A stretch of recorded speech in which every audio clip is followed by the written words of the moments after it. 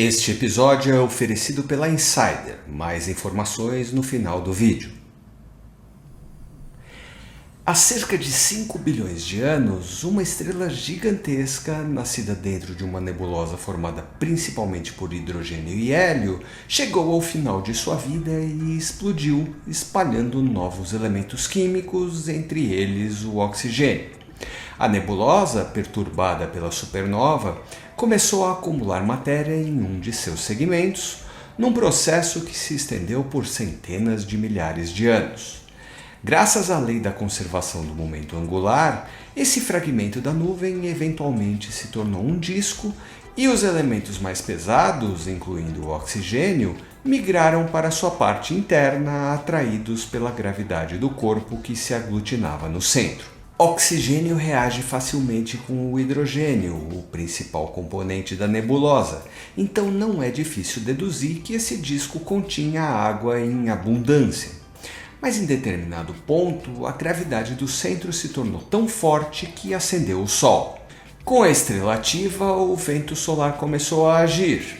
Os elementos pesados como o ferro e o silício não foram tão afetados e permaneceram na parte interna do disco, onde acabariam formando os planetas rochosos.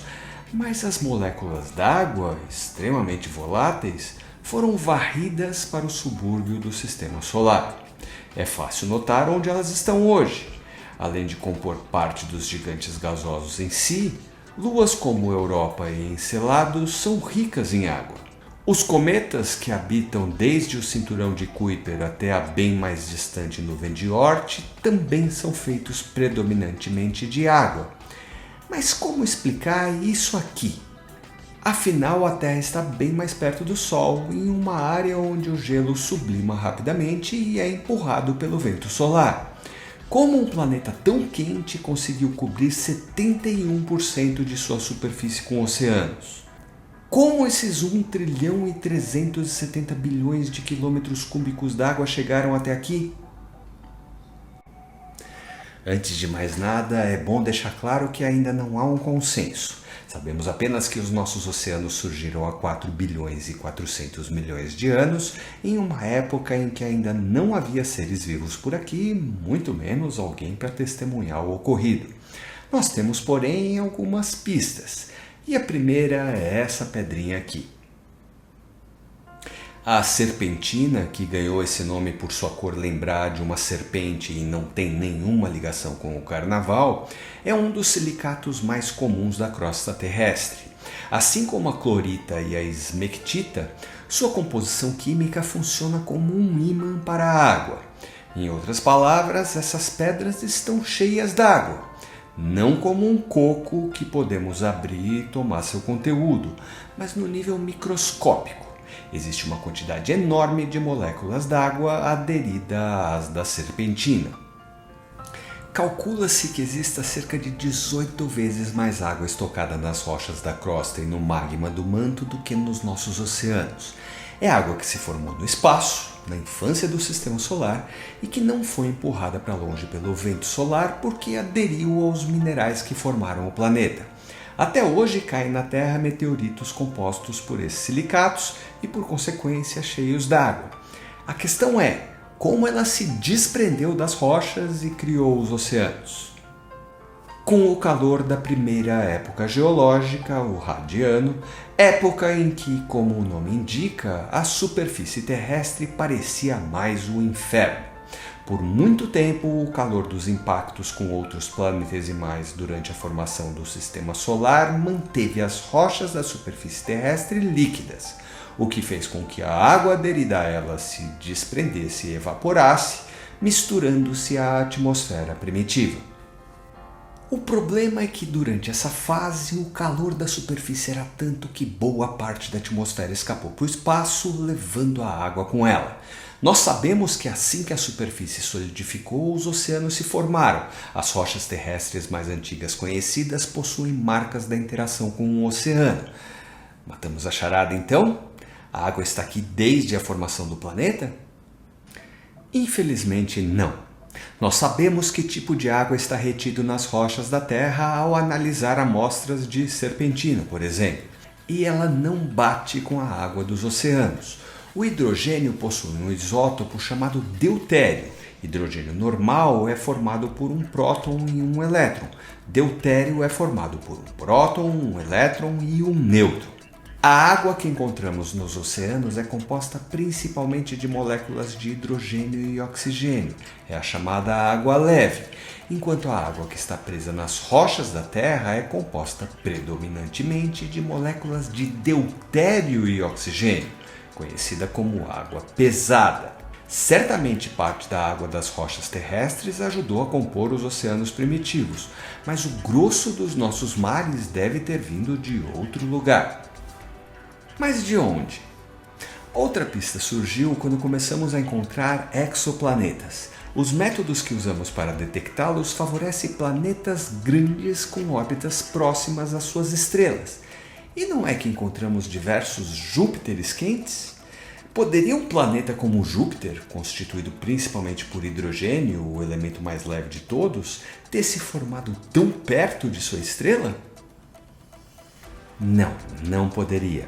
O vento solar empurraria o hidrogênio para longe antes do planeta ter massa suficiente para segurá-lo.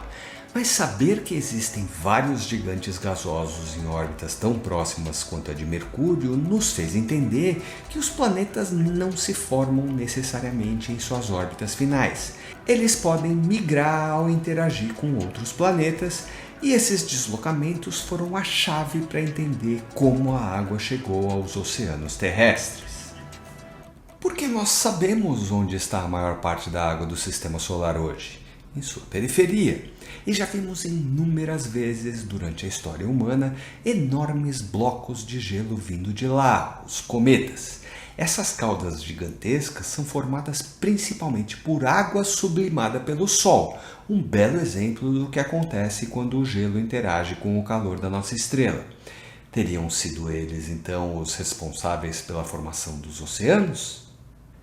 Cometas habitam principalmente duas áreas do Sistema Solar. A nuvem de Oort, que fica a várias dezenas de milhares de unidades astronômicas daqui, e o cinturão de Kuiper, bem mais próximo, logo ali depois da órbita de Netuno.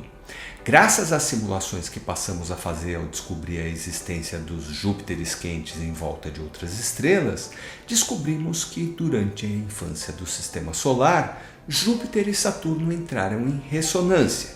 Júpiter dava 2 voltas em torno do Sol, enquanto Saturno dava 1, o que gerou 2 pontos do Sistema Solar com gravidade maior do que o normal e desestabilizou as órbitas de Urano e Netuno.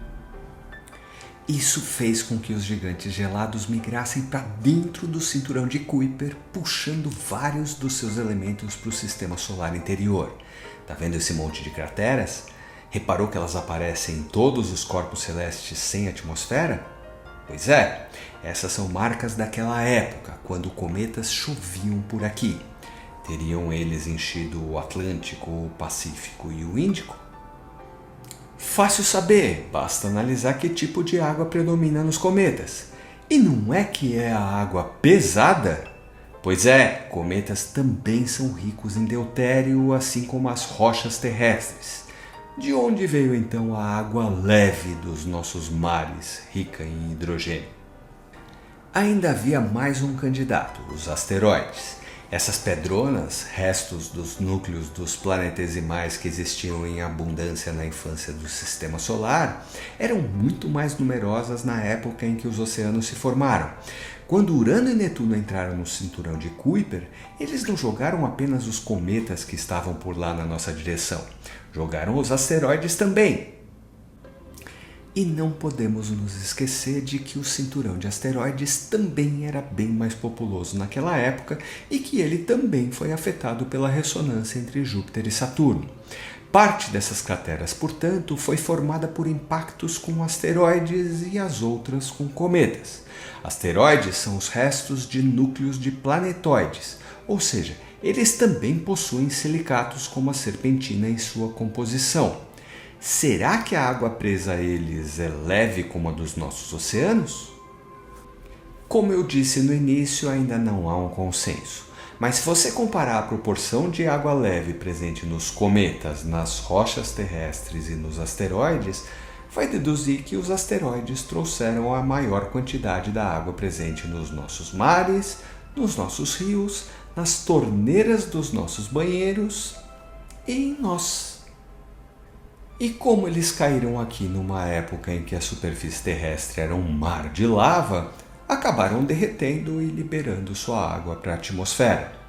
Não é incrível imaginar que nós já estivemos em asteroides, em cometas, no disco que formou o Sol e a Terra e até mesmo no núcleo daquela estrela que explodiu há bilhões de anos? Entendeu agora por que o Carl Sagan dizia que nós somos feitos de poeira estelar?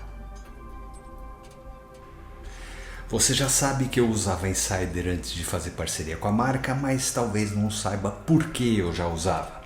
Quem conheceu primeiro a Insider foi a minha esposa e quando ela ficou sabendo das características da Tech T-Shirt, num instante ela fez a primeira compra. Eu entendo ela. Aqui em casa cada um organiza o seu armário e o meu... Bom, digamos que dobrar roupas nunca foi o meu forte. Essa é uma das características mais marcantes do tecido modal. Você pode guardar sem passar e assim que coloca no corpo ele se molda a você. Será que é daí que veio o nome? Eu tenho 1,82 m de altura e uso o tamanho M, mas no site você encontra desde o PP até o Extra Extra GG.